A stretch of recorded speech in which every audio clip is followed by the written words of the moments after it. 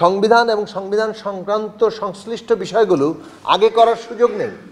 এটা জনগণের ম্যান্ডেট এবং মানে একটা সংসদ ছাড়া আপনি সংবিধান বদলাতে পারবেন না।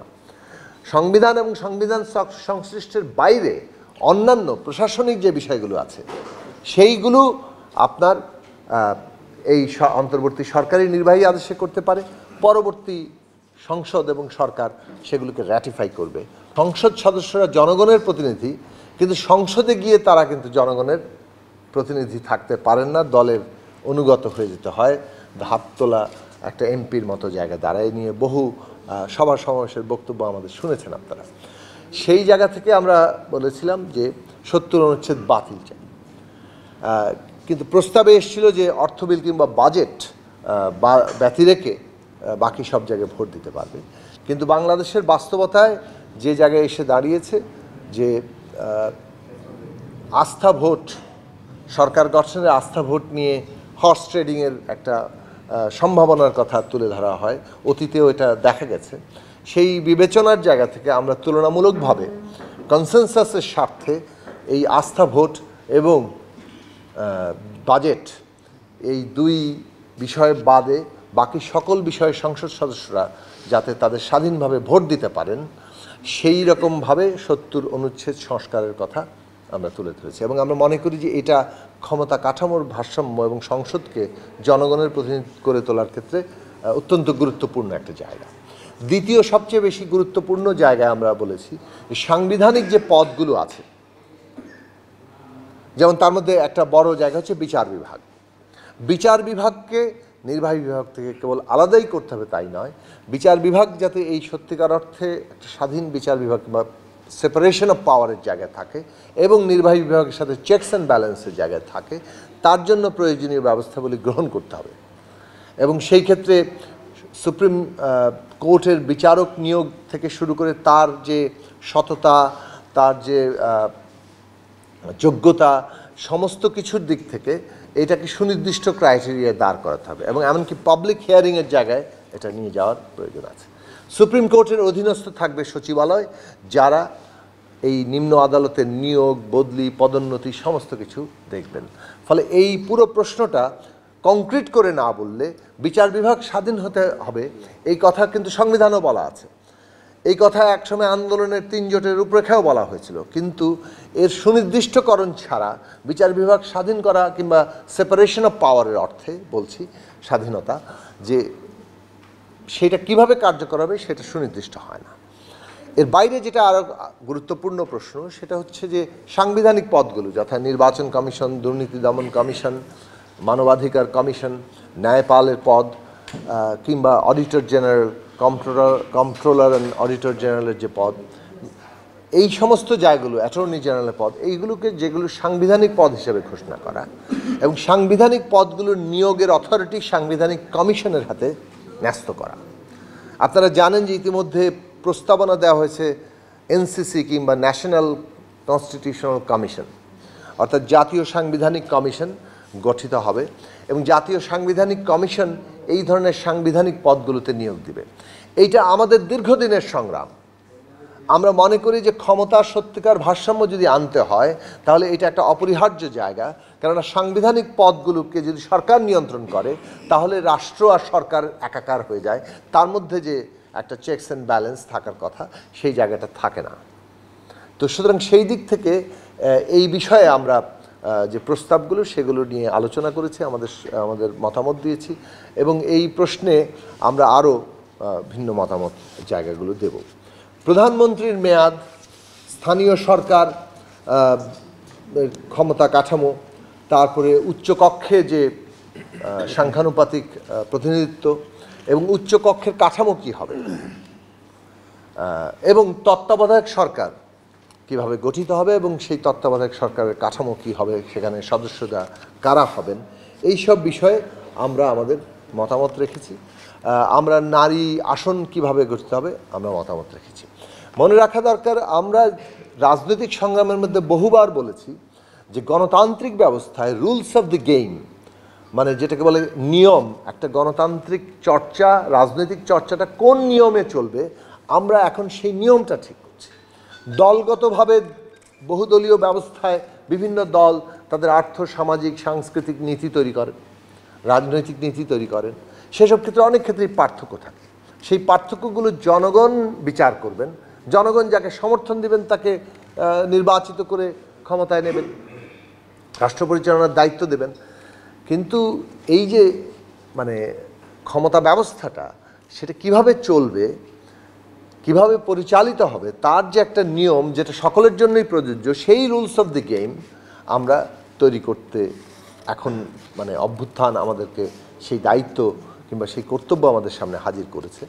কাজেই বাংলাদেশের ক্ষমতা ব্যবস্থার নিয়ম প্রতিষ্ঠা এইটা হচ্ছে আমাদের সামনে এখন জরুরি প্রশ্ন, এবং সেই প্রশ্নগুলোর দিকে আমাদের মূল মনোযোগের জায়গা। এর বাইরেও সংবিধান সহ নাম পরিবর্তন সহ বেশ কিছু বিষয় আছে, সেগুলোতে আমরা আমাদের প্রস্তাব দিয়েছি। এটা গেলে একটা হচ্ছে যে জাতীয় ঐক্যমত্যের তৈরির প্রশ্ন। আমরা বলেছি যে পদ্ধতিগত দিক থেকে সমস্ত স্টেক হোল্ডাররা, বিশেষভাবে রাজনৈতিক দলগুলো, তারা সবাই মিলে যেসব প্রশ্নে ঐক্যমত্য হচ্ছি আমাদের আলাপ আলোচনা করা দরকার, এবং আলাপ আলোচনা যত রকম উপায়ে করা দরকার সেই সব উপায়েই আমরা আলোচনাগুলো করব। ঐক্যমত্য কমিশনের প্রতি আমরা আহ্বান জানিয়েছি যে আপনারা আরও বেশি বেশি করে বসুন রাজনৈতিক দল সহ বিভিন্ন স্টেক হোল্ডারদের সাথে, যত বেশি সর্বসম্মত হওয়া যায়, ঐক্যমত্য তৈরি করা যায়, সেটা আমাদের জন্য জরুরি। আমরা আমাদের দলের দিক থেকে ইতিমধ্যে আমরা অনানুষ্ঠানিক অনেক আলোচনার মধ্যে আছি। আমরা আমাদের কেন্দ্রীয় কমিটির সিদ্ধান্ত হচ্ছে আনুষ্ঠানিকভাবে আমরা বিভিন্ন রাজনৈতিক দল এবং স্টেক হোল্ডারদের সাথে আমরা আলাপ আলোচনা করব বিভিন্ন প্রশ্নে, যাতে আরও ঐক্যমত্য তৈরি হয়। এবং আজকে আমরা এটা আনুষ্ঠানিকভাবে ঘোষণা দিচ্ছি যে গণসংহতি আন্দোলনের দিক থেকে বিভিন্ন রাজনৈতিক দলের সাথে এবং অন্যান্য অংশীজনদের সাথে আমরা আলাপ আলোচনা করব কিভাবে আমরা ন্যূনতম জাতীয় ঐক্যমত্য তৈরি করতে পারি অনেক বেশি সংস্কারের ক্ষেত্রে। তো এই যে যত বেশি ঐক্যমত্য হবে এবং যেসব বিষয়ে ঐক্যমত্য হবে সেইটাকে আমরা জাতীয় সনদ কিংবা জুলাই চার্টার হিসেবে, সনদ হিসেবে আমরা গ্রহণ করার জন্য বলেছি। যেগুলো বিষয়ে কোনোভাবেই আর ঐক্যমত্য হবে না সেই সব প্রশ্নকে আমরা বলেছি যে এটা জনগণের কাছে নিয়ে যেতে হবে। অর্থাৎ প্রত্যেক দল কিংবা ব্যক্তি তারা যারা নির্বাচনে অংশ নেবেন তারা তাদের নিজেদের ইস্তেহারে কিংবা ম্যানিফেস্টোতে সেগুলো রাখবেন এবং সেই অনুযায়ী জনগণের কাছে যাবেন। জনগণ যাদেরকে বিজয়ী করে সংখ্যাগরিষ্ঠতা দেবে তারা সেই সব প্রশ্ন নিয়ে সংসদে সেগুলো বাস্তবায়ন করবেন। কিন্তু গণতান্ত্রিকভাবে প্রথমত ঐক্যমত্য যেটা হবে সেই সব প্রশ্নকে একটা জুলাই কিংবা অর্ডিন্যান্স কিংবা এই যে জাতীয় সনদ অর্ডিন্যান্স হিসেবে সামনে আনা দরকার। এইভাবে অর্ডিন্যান্স যে এইটা বাস্তবায়ন করতে সকলেই অঙ্গীকারাবদ্ধ এবং আগামী পার্লামেন্টে এগুলো বাস্তবায়ন করা হবে। আমরা শেষ করি আর 1 মিনিট। আগামী পার্লামেন্টে এটা বাস্তবায়ন করা হবে, তার মানে জুলাই সনদ কিংবা জাতীয় সনদ একটা অর্ডিন্যান্স করে আগামী সংসদের গঠিত সংসদে যাতে এটা বাস্তবায়িত হয় সে ব্যাপারে একটা বাধ্যবাধকতার জায়গা তৈরি করার ক্ষেত্রে আমরা বলেছি। এবং আমরা বলেছি যে আগামী সংসদে যেহেতু জনগণের ম্যান্ডেট নিয়ে এই সংস্কারগুলো বাস্তবায়ন করা দরকার। আপনারা সবাই জানেন যে মোটা দাগের 3টি প্রস্তাব রয়েছে। একটা হচ্ছে গণপরিষদের নির্বাচন, একটা হচ্ছে আগামী সংসদ নির্বাচন যেখানে অ্যামেন্ডমেন্ট আকারে এই সংস্কারগুলো হবে। আমরা প্রস্তাব করেছি একটা সংবিধান সংস্কার পরিষদ কিংবা সংবিধান সংস্কার সভার নির্বাচন। কেন সেটা আমরা পরিষ্কার করি যে একটা গণপরিষদ কিংবা সংবিধান যাকে বলে যে সংবিধান সভার যে নির্বাচন সেটা জনগণ একটা সংসদকে একটা সংবিধান তৈরি অনুমোদন দেয় কিংবা এখতিয়ার দেয় কিংবা ক্ষমতা দেয়। আমরা এখানে দেখতে পাচ্ছি যে এই মুহূর্তে বাংলাদেশে এবং অভ্যুত্থান পরবর্তী বাংলাদেশে যেটা নিয়ে কনসেনসাস তৈরি হয়েছে সেটা হচ্ছে বিদ্যমান যে সংবিধান আছে তার মৌলিক সংস্কার করা। সংস্কারই কিন্তু আমাদের ঐক্যমত্য। নতুন সংবিধান কিংবা সংবিধান পুনর্লেখনের ক্ষেত্রে প্রস্তাব আছে কিন্তু কোনো ঐক্যমত্য এখনো তৈরি হয়নি। ঐক্যমত্য তৈরি হয়েছে সংস্কার প্রশ্নে এবং সরকার, অন্তর্বর্তী সরকার নিজেও সংবিধান সংস্কার কমিশনই গঠন করেছে। কাজেই সেখানে আমরা বলছি এই যে সংস্কার, মৌলিক সংস্কার আমরা করব সেটার অনুমোদন, এখতিয়ার, ম্যান্ডেট জনগণের কাছ থেকে নিতে হবে। জনগণ যদি এই সংস্কার মৌলিকভাবে করার ম্যান্ডেট দেয় আগামী সংসদকে, তাহলে এই সংস্কার জনগণের ম্যান্ডেট নিয়ে হবে, কাজে এক্ষেত্রে আদালত একে চ্যালেঞ্জ না করে উল্টো একে সুরক্ষা দেওয়ার দায়িত্বের মধ্যে যাবে। সেই দিক থেকে সংস্কার টেকসই হবে। সে কারণে আমরা বলছি সংবিধান সংস্কার পরিষদ কিংবা সংবিধান সংস্কার সভা নির্বাচনী এই সংস্কারকে টেকসই করতে পারে, জনগণের ম্যান্ডেট নিয়ে করতে পারে। কেননা সংবিধান হচ্ছে জনগণের ইচ্ছা এবং অভিপ্রায়ের প্রকাশ, সেটা খোদ সংবিধানে লেখা আছে।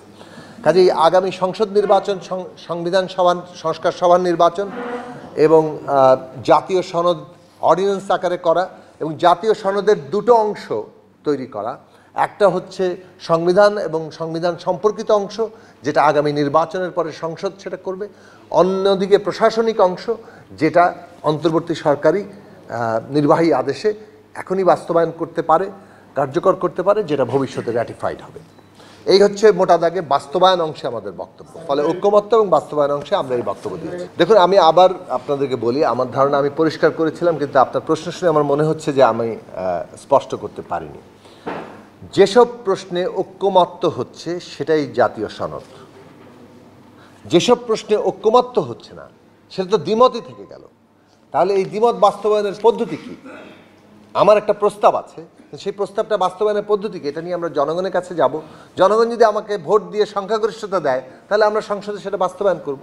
আর যেসব প্রশ্নে আমাদের একমত আছে সেগুলো যাতে আগামী সংসদে আমরা সকলেই বাস্তবায়ন করতে অঙ্গীকারাবদ্ধ হই, বাধ্যবাধকতা থাকে, সেই কারণে আমরা অর্ডিন্যান্সের কথা বলছি। পরিষ্কার হলো? তাহলে ঐক্যমত্য আর দ্বিমত দুটার মধ্যে ঐক্যমত্যটা বাস্তবায়িত হবে, দ্বিমত যদি যে জনগণ যাকে সংখ্যাগরিষ্ঠতা দেবে সে তার প্রস্তাব বাস্তবায়ন করবে।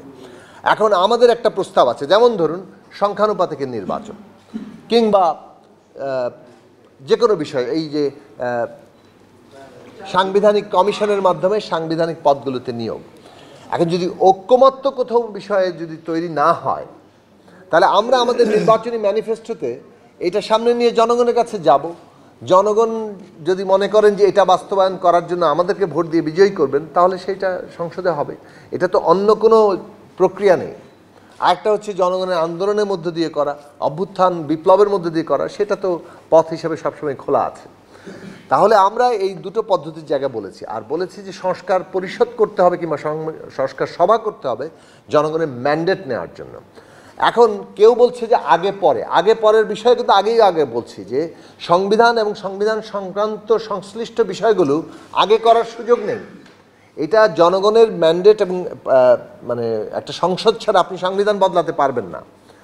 সংবিধান এবং সংবিধান সংশ্লিষ্টের বাইরে অন্যান্য প্রশাসনিক যে বিষয়গুলো আছে সেইগুলো আপনার এই অন্তর্বর্তী সরকারি নির্বাহী আদেশে করতে পারে, পরবর্তী সংসদ এবং সরকার সেগুলোকে র্যাটিফাই করবে। আর আমাদের যে বলেন যেটা বললেন যে প্রধানমন্ত্রীর মেয়াদ, এখন ধরুন 2 বারের বেশি প্রধানমন্ত্রী কেউ হতে পারবেন না, এরকমভাবে আমরা আমাদের নিজস্ব রাজনৈতিক প্রস্তাব এবং এর মধ্যে এটা ছিল। কাজে এখানে যখন এই প্রস্তাব এসে আমরা সমর্থন করছি, কিন্তু এটা ভিন্ন প্রস্তাব আছে যে 2 বার পরপর 2 বারের বেশি কেউ হতে পারবেন না। পরপর 2 বারের বেশি কেউ হতে পারবেন না মানে হচ্ছে পরপর 2 বার হয়ে প্লাস একটা শূন্য, আবার তৃতীয়বারের মতো হতে পারবেন। তবে তৃতীয় রেস্ট নিয়ে কথাটা মানে একবার বাদ দিয়ে বিরতি দিয়ে পরপর 2 বার এবং বিরতি দিয়ে আরও একবার 3 বার পর্যন্ত একটা আলোচনা চলছে। যে কোনো বিষয়েই কনসেনসাস হচ্ছে আমাদের পদ্ধতি। এখন কনসেনসাস হলে সেটা কনসেনসাসে যাবে, আর কনসেনসাস যদি না হয় তাহলে সে বিষয়ে জনগণের কাছে যাবে।